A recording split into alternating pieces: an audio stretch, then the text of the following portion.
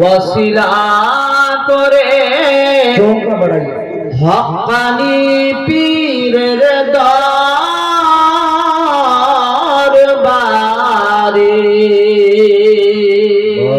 সুবহানাল্লাহ সুবহানাল্লাহ। আজকে যিনি দরবারে গ্রাম থেকে তাশরীফ নিয়ে এসেছেন, আপনার আমার সকলের সারতাজ, আপনার আমার মাথার মুকুট, পীর কিবলা।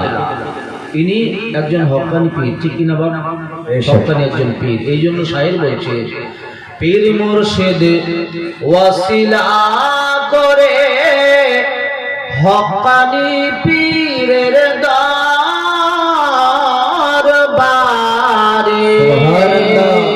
আরে সরল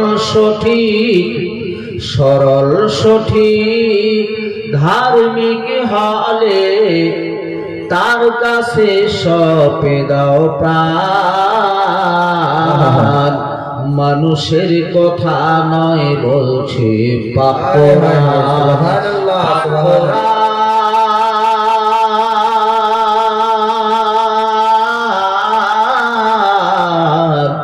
মানুষের কথা নয় বলছে পাক কোরআন। ওয়াসিলা না ধরলে মানুষ, ওয়াসিলা না ধরলে তোরা পাবি না খোদার সন্ধান। মানুষের কথা নয় বলছে পাক কোরআন। মানুষের কথা নয় বলছে পাক কোরআন। উপস্থিত সুদূর দরবারে গ্রাম থেকে যিনি তাশরীফ নিয়ে আসলেন আপনার আমার মাঝে, সারা আসাম বাংলার সুনামধন্য পীরে তরিকত রাহবারে শরিয়ত হযরত শাহ সুফি সৈয়দ রায়হানুল হক পীর কিবলা মঞ্চে উপস্থিত, ওদলাবাড়ি, দক্ষিণ ওদলাবাড়ি মাকসুদিয়া ইকরামিয়া ইসালে সওয়াব কমিটির যিনি পরিচালক সভাপতি রয়েছেন, সভাপতি মহাশয়, দূর দূরান্তর থেকে আগত ওলামা সম্প্রদায় এবং সামিয়ানা নিচে যারা বসে আছেন, ধর্ম পিপাসু, জ্ঞান পিপাসু, আমার ইসলাম দরদি আব্বা ও ভাইয়েরা, প্রত্যেককে আমার অন্তরস্থল থেকে সালাম আনতে শুভেচ্ছা জানিয়ে কমিটির সিদ্ধান্ত, চূড়ান্ত সিদ্ধান্ত, কমিটির সিদ্ধান্ত অনুযায়ী যতটুকু সময় হয় আপনাদের সামনে কিছু আলোচনা তুলে ধরবার চেষ্টা করছি। সর্বপ্রথমে ইন দা নেম অফ আল্লাহ, যে কোনো কাজ শুরুর আগে আল্লাহর প্রশংসা। সকলে উচ্চ কণ্ঠে মহব্বত সহকারে প্রাণটাকে উজাড় করে বলুন আলহামদুলিল্লাহ।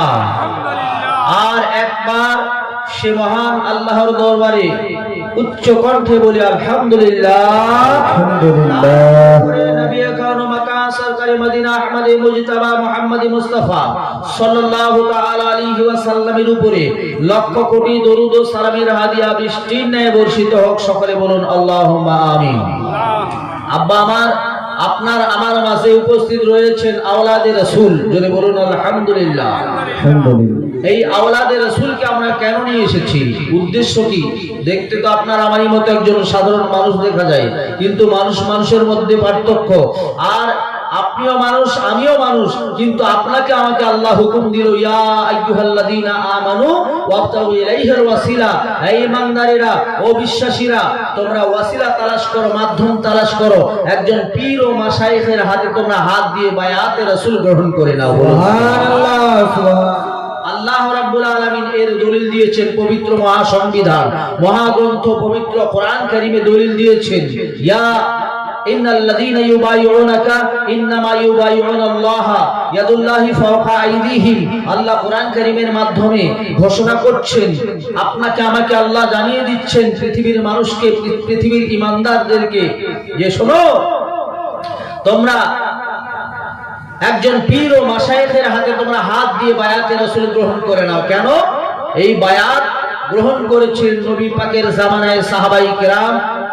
আল্লাহ রাব্বুল আলামিন ওই সময় খুশি হয়ে বললেন, ইয়া রাসূলুল্লাহ, ইয়া হাবিবাল্লাহ, হুজুর আপনার হাতে যিনি বা যাহারা হাত দিয়েছে, ইয়া রাসূলুল্লাহ তিনার হাতের উপরে আমি আল্লাহর হাত রয়েছে। জোরে বলুন সুবহানাল্লাহ। শুধু তাই নয় মুসলমান, শুধু আপনার আমার ধর্মে যে পীর মুরিদি আছে এটা নয়, সনাতন ধর্মের গ্রন্থগুলো স্টাডি করুন, সনাতন ধর্মের গ্রন্থ ঘেটে দেখুন, সেখানে লেখা পাবেন পূজ্য পুরুষং দেহে দেহে চাং স্বরূপিনাম। সনাতন ধর্মের গ্রন্থে লেখা আছে যে প্রপূজ্য পুরুষং দেহে দেহিং চাং স্বরূপিনাম। এর অর্থ হচ্ছে, এর মিনিং হচ্ছে যে তোমরা ভগবানের দেহিরূপী দেহকে পূজা করিবে। এবার ভগবানের দেহিরূপী দেহ কারা? তাদের মধ্যে যারা মহাপুরুষ মহামানব ব্যক্তি যারা রয়েছে, ব্যক্তিত্ব যারা রয়েছেন, তাদেরকে বলা হয়েছে ভগবানের দেহিরূপী দেহ। জোরে বলুন না সুবহানাল্লাহ। আপনার আমার ধর্ম ইসলাম, ইন্নাদ দীনা ইনদাল্লাহিল ইসলাম। Islam is the only one religion granted by Allah. ইসলাম আল্লাহর মনোনীত পছন্দনীয় ধর্ম। এই মাযহাবে ইসলামের মধ্যে লেখা আছে ইন্নাল্লাযীনা ইউবাইউনাকা ইন্নামা ইউবাইউনাল্লাহ ইয়াদুল্লাহি ফাওকা আইদিহিম। আল্লাহ বলছেন, ইয়া রাসূলুল্লাহ, ইয়া হাবিবাল্লাহ, আপনার হাতে যিনি হাত দিয়েছেন তার হাতের উপরে আমি আল্লাহর হাত রয়েছে। জোরে বলুন সুবহানাল্লাহ। সুবহানাল্লাহ। এই জন্য পৃথিবীর জমিনে চলতে গেলে জেনারেল শিক্ষার যেরকম দরকার, পরকাল বলতে একটা জায়গা আছে, আপনারা আমরা শুনেছি জানি। সেই স্থানে সুখময় শান্তিময় আরামে থাকার জন্য, এইসব আরামে থাকার জন্য, জান্নাত নসিব হওয়ার জন্য আপনাকে আমাকে পৃথিবীর জমিনে ব্রাদারান মিল্লাত ইসলামিয়া একজন পীরের হাতে বায়াত গ্রহণ করা হলো ফরজ। জোরে বলুন সুবহানাল্লাহ।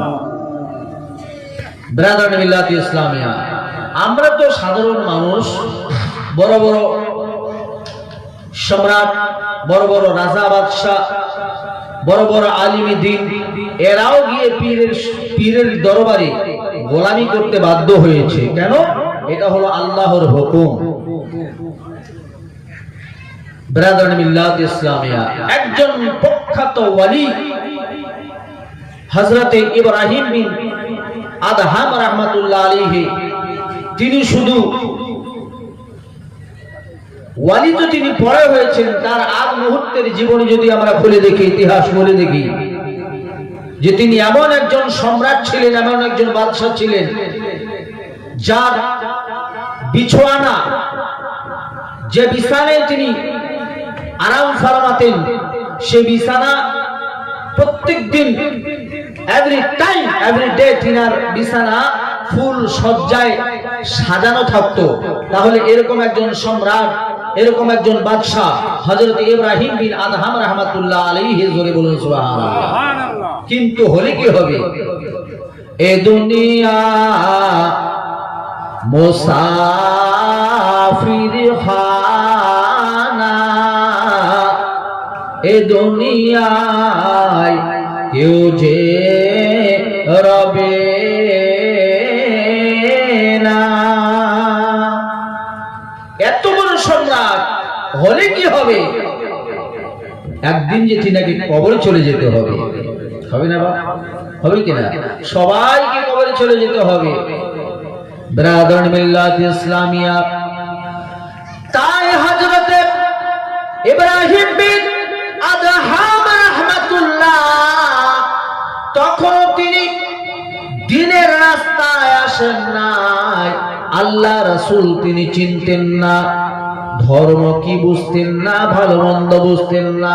যদি তার দরবারে কোন ফকির এসে যেত, হযরত ইব্রাহিম বিন আদহাম লাখ মেরে তাড়িয়ে দিতেন। এত অহংকারী ব্যক্তি ছিলেন। অনেক টাকা, অনেক পয়সা, ধন সম্পদ সবই আছে, কিন্তু আদব নাই, আদব নাই, মানবতা নাই, সরলতা নাই, ভদ্রতা নাই। যদি কোনো সওয়ালি আসে আসতো লাথ মেরে তাড়িয়ে দিতেন, মানুষের সঙ্গে অহংকারী ব্যবহার করতেন। আল্লাহ রাব্বুল আলামিন এই পৃথিবীর জমিনে যত মাখলুক আল্লাহ সৃষ্টি করেছেন, সমস্ত মাখলুকের চাইতে আপনাকে আমাকে একেবারে আলাদা করে পাঠিয়েছেন। আশরাফুল মাখলুক বলা যাবে না? সুবহানাল্লাহ সুবহানাল্লাহ। ব্রাদার মিল্লাত ইসলামিয়া, এই আশরাফুল মাখলুক আল্লাহ রাব্বুল আলামিন এত মাখলুক সৃষ্টি করলেন, কিন্তু আল্লাহর শান্তি হলো না, একজন মানুষ বানাবে। ওয়াইদ ক্বালা রাব্বুকা লিল মালাইকা ইন্নী জাইলুন ফিল আরদি খলিফা। আল্লাহ বলছেন ফেরেশতারা, আমি জমিনের মধ্যে একজন খলিফা বানাবো। খলিফা কেন? কারণ আল্লাহর প্রেমের পাত্র হলো আপনি আমি। এই পৃথিবীর জমিনে যত আদম জাত, এরা হচ্ছে আল্লাহর একমাত্র প্রেমের পাত্র। জোরে বলুন না সুবহানাল্লাহ। বন্ধু আমার, যার কারণে মা বোনেরা আপনারা সামনে এদিকে এগিয়ে আসেন, একেবারে এগিয়ে আসুন, সবাই সামনে এগিয়ে বসুন, চেপে চেপে বসুন। বন্ধু আমার, হযরত ইব্রাহিম বিন আদহাম রাহমাতুল্লাহ আলাইহি তিনি জাহান্নামী হবেন, তিনি বদকার হবেন, তিনি অন্যায় পথে যাবেন। আমার আল্লাহ সহ্য করতে পারে না, কারণ আল্লাহ বলছেন লা তাকনাতু মির রাহমাতিল্লাহ। আল্লাহ বলছেন আমার দয়া থেকে, আমার করুণা থেকে পৃথিবীর কোন বান্দা বান্দি বঞ্চিত নয়।